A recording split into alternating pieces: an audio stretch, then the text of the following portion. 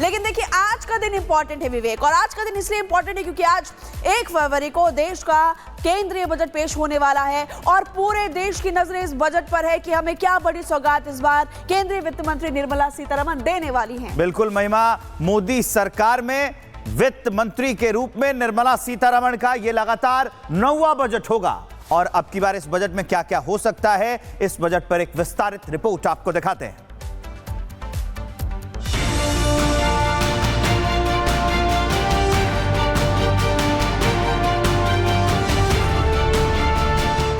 वित्त मंत्री निर्मला सीतारमण आज देश का बजट पेश करेंगी।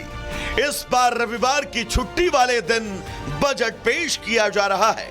मोदी सरकार में वित्त मंत्री के रूप में यह निर्मला सीतारमण का लगातार 9वां बजट होगा, जो कि एक रिकॉर्ड है। ये बजट जो है आज की जरूरत, आज की रिक्वायरमेंट को देखते हुए डिफेंस, एग्रीकल्चर और इंफ्रास्ट्रक्चर पर फोकस रखेगा और वही फोकस होना चाहिए, क्योंकि ये सेक्टर्स के ऊपर फोकस रहेगा तो बाकी इकोनॉमी चलती रहेगी और देश 3rd बिगेस्ट इकोनॉमी और 5 ट्रिलियन इकोनॉमी बनने के रास्ते पे स्मूथली और तेजी से दौड़ेगा। वित्त मंत्री के रूप में निर्मला ने सबसे पहले फरवरी 2024 में अंतरिम बजट पेश किया, जिसके बाद से अब तक वो 8 बजट पेश कर चुकी हैं।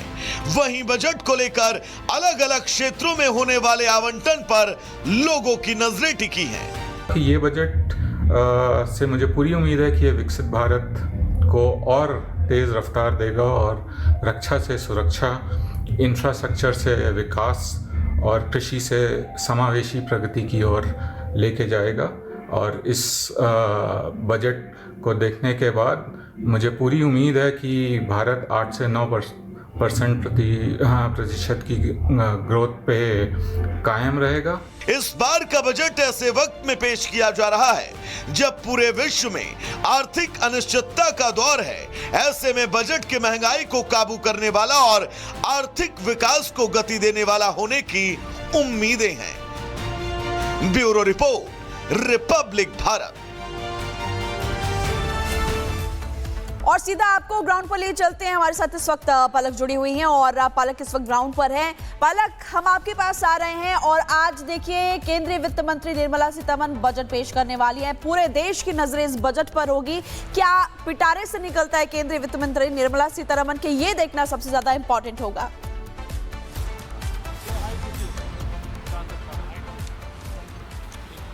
बिल्कुल महिमा, बहुत महत्वपूर्ण है क्योंकि आज एक हिस्टोरिकल सिग्निफिकेंस भी होगी जब निर्मला सीतारमण जो है बजट पेश करेंगी। सबसे पहला तो ये कि वो पहली वित्त मंत्री होंगी जो 9वीं बार जो है बजट पेश करना जा रही है। और दूसरी बात कि आज संडे है। इससे पहले सैटरडे को, शनिवार को हमने देखा कि निर्मला सीतारमण ने बहुत बार जो है बजट 2 बार जो है वो पेश किया, लेकिन पहली बार जो है वो संडे को बजट पेश करने वाली पहली वित्त मंत्री बनेगी। और इस बार ये बजट बहुत ज्यादा महत्वपूर्ण माना जा रहा है क्योंकि यहाँ पर 3 इंडस्ट्रीज ऐसी है, सेक्टर्स ऐसी है जहां पर कहा जा रहा है कि बहुत सारे बदलाव होंगे। डिफेंस तो लाजमी सी बात है क्योंकि हम देख रहे हैं जियोपॉलिटिकली बहुत कुछ चेंज हो रहा है, तो इस पर तो स्पेंडिंग हमने देखा है पिछले 11 सालों में बढ़ी है। लेकिन इसके साथ साथ कहा जा रहा है कि टेक्सटाइल इंडस्ट्री में, क्योंकि यूरोपियन यूनियन के साथ जो हाल ही में हमने देखा एक ट्रेड डील जो साइन हुई है, उसके बाद कहा जा रहा है कि एग्रीकल्चर और साथ ही टेक्सटाइल इंडस्ट्री ऐसी होगी जिसमें बहुत सारे बदलाव जो है वो हो सकते हैं। इस वक्त मैं निर्मला सीतारमण के जो ऑफिशियल उनका रेजिडेंस है उसके बाहर ही मौजूद हूं। 11 बजे के तकरीबन जो है वो बजट जब पेश करेंगी,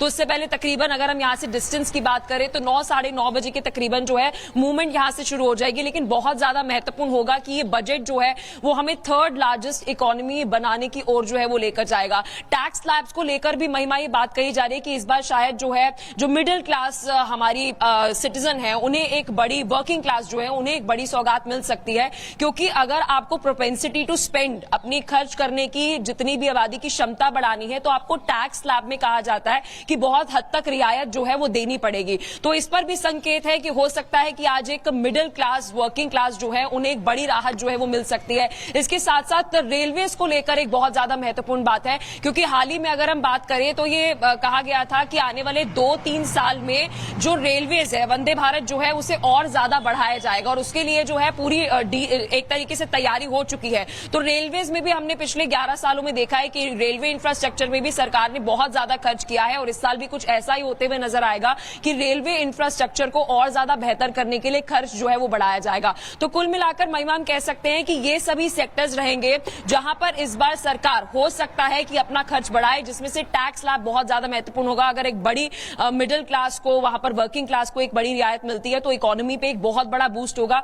चाहे सरकार का डायरेक्ट रेवेन्यू जो है वो नहीं होगा, लेकिन कहीं ना कहीं इकोनॉमी पर एक सर्कुलेटिंग इफेक्ट जो है वो आएगा, यानी कि मल्टीप्लायर इफेक्ट। अगर आपका वर्किंग क्लास, उसके पास प्रोपेंसिटी टू स्पेंड ज्यादा होगी तो सीधे तौर पर आपकी इकोनॉमी पर असर पड़ते हुए नजर आएगा। महिमा। बिल्कुल पलक, आप हमारे साथ बने रहिए। सुमित झा हमारे सहयोगी विजय चौक से हमें ज्वाइन कर रहे हैं, सीधा उनके पास आपको लिए चलते हैं। अब की बार के बजट से भी लोगों को काफी उम्मीदें हैं, आपको क्या लग रहा है सुमित? बिल्कुल विवेक, और हर बार बजट से उम्मीदें रहती हैं, इस बार भी बजट से उम्मीदें हैं, लेकिन चुनौतियां भी हैं सरकार के सामने। चूंकि जीएसटी दरों में हमने कटौती की, जीएसटी उत्सव के जरिए लोगों को राहत दी गई। टैरिफ वॉर अभी पूरी दुनिया में चल रहा है और डोनाल्ड ट्रंप ने जिस तरह से टैरिफ लगाया है, हालांकि उसकी काट भारत और यूरोपीय यूनियन के बीच एक डील, मदर ऑफ डील्स के नाम से जो अभी हाल ही में हुई है, उससे बाजार खुलने की उम्मीद है, लेकिन उसमें वक्त लगेगा। अभी तुरंत राहत के तौर पर अलग अलग वर्ग के लोगों को अलग अलग उम्मीदें हैं। जैसे टैक्स पेयर्स को न्यू टैक्स रिजिम में अभी 12 लाख तक कोई टैक्स नहीं लगता है, लेकिन वो उम्मीद और बढ़ी हुई है। वो अब उम्मीद ये है कि 14 लाख जो आमदनी है वहाँ तक अब इसे ले जाया जाए न्यू टैक्स रिजिम में। किसान चाह रहे हैं जो सालाना 6,000 रुपये दिया जा रहा है किसान सम्मान निधि योजना के तहत, उसे 12,000 रुपये तक ले जाया जाए। तो उम्मीदें हैं, महिलाओं की अलग उम्मीदें हैं, लेकिन इन सब के बीच सरकार के सामने एक बड़ी चुनौती है कि हम जीएसटी दरों में कटौती, आरबीआई ने जिस तरह से ब्याज दरों में कटौती की है और उसके बाद टैरिफ वॉर, इन सब को बैलेंस करते हुए उम्मीदों को कैसे हम पूरा करें। इस लिहाज से इस बार चूंकि 9वीं बार बजट पेश करेंगी वित्त मंत्री निर्मला सीतारमण और एक रिकॉर्ड भी बनाने जा रही हैं।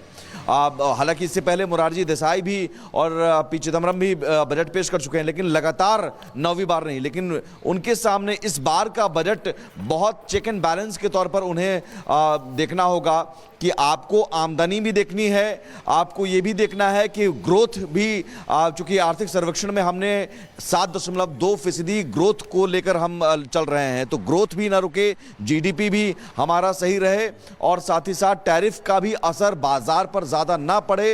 रोजगार सृजन पर सबसे ज्यादा ध्यान देना होगा इस बार के बजट में, और इस बार के बजट में ये उम्मीदें हैं कि रोजगार सृजन को लेकर बहुत कुछ खास ऐलान हो सकता है, खास तौर पर एग्रीकल्चर। महत्वपूर्ण जानकारी दे रहे हैं। जब हलचल होगी तो लौटेंगे आप दोनों के पास। देखिए, संसद में बजट